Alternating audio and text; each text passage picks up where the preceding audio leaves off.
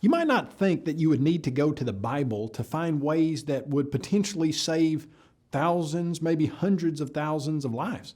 Fact of the matter is, if it were a book that were written by humans, that probably wouldn't be the case if it had been written, much of it, in 1450 BC. But what we find out is that there's something in the Bible called scientific foreknowledge. It's kind of a technical term, but what it really simply means is that there are scientific pieces of information.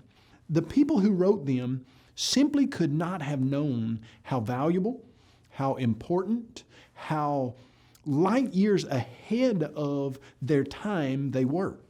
And that's what we're going to look at in this particular section. We're going to talk about the singular idea that the Bible writers had an understanding of germs and an understanding of passing disease that did not come along for another 3,500 years. And we're going to start, ironically, in 1846 AD. See, in 1846 AD, there was a man by the name of Ignaz Semmelweis. And Semmelweis was a doctor in Vienna, Austria.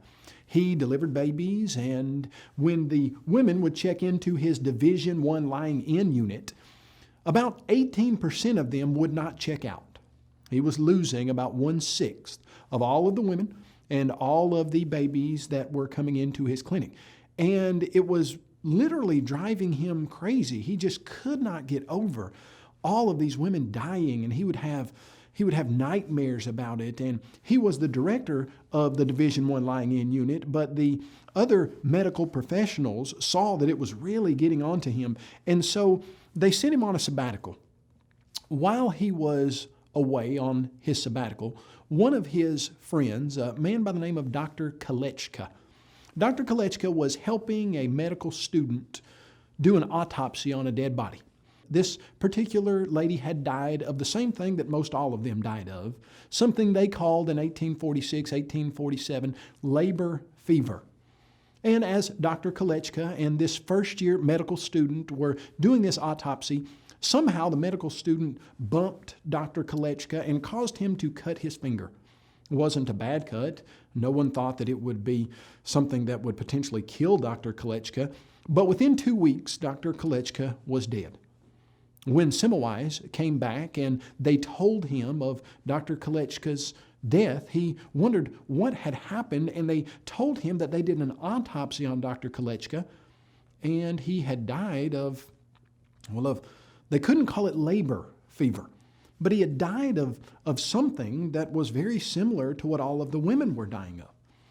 Well, Dr. Semmelweis had seen what was going on in the clinic, but it never had dawned on him that there might be some way to pass that labor fever from a dead body to those live women. And that might be what was causing such high death rates. You see, up until this point, when Dr. Semmelweis had asked the other doctors and medical professionals and people who were in the hospital what was causing the death rate, basically they said that there was something like a miasma, a dark cloud of, for lack of a better term, bad luck that would be over the hospital when these women would come in to give birth.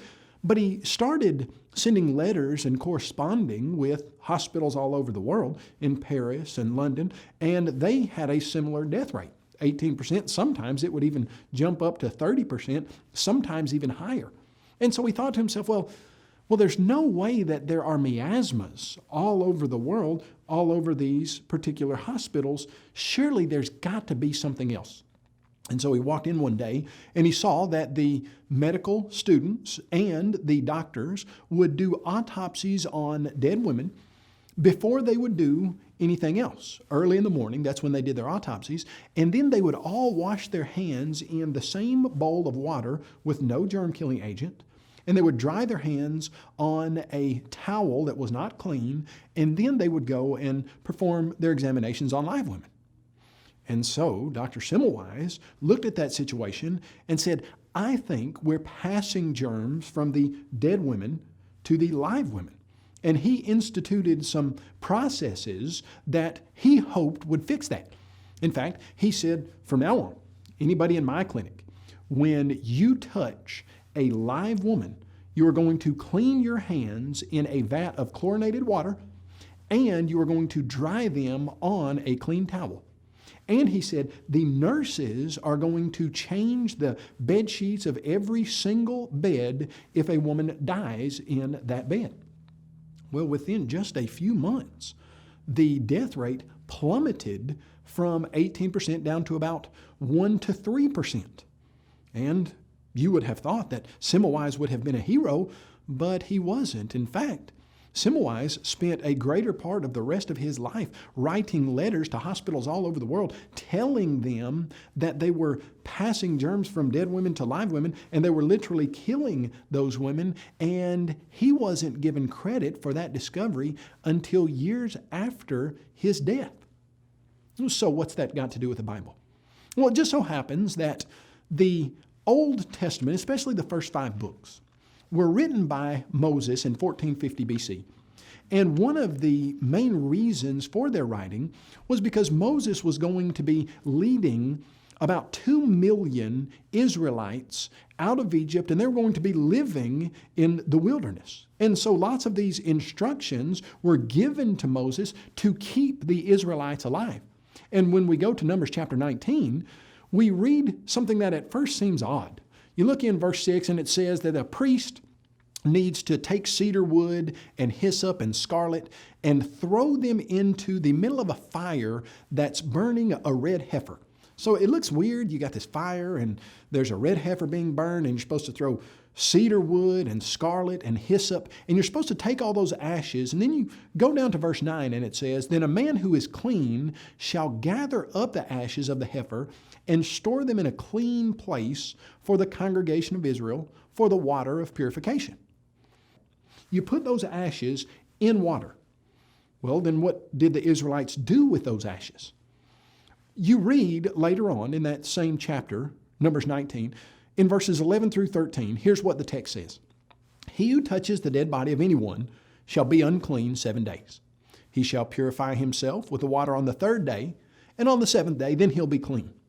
Whoever touches the body of anyone who has died and does not purify himself defiles the tabernacle of the Lord."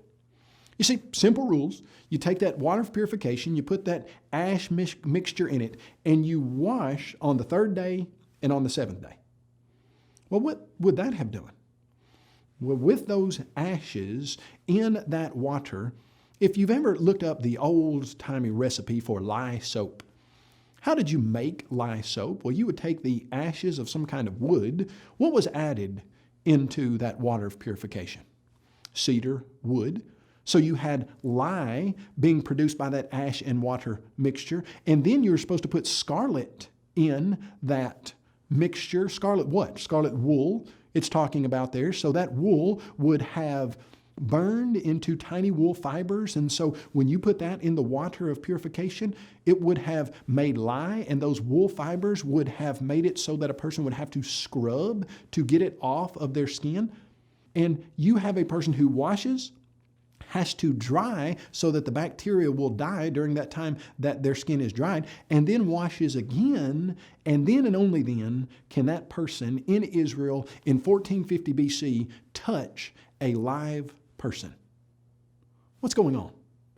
That is God's soap recipe that literally, if you had used Moses' exact recipe in 1846, you would have saved the lives of tens of thousands of women all across the world. And how in the world did Moses know to pen it in 1450 BC? Just a lucky guess? Something based on years and decades of scientific research? No, certainly not. A prescription, a recipe from the great physician. You see, the Bible is God's Word.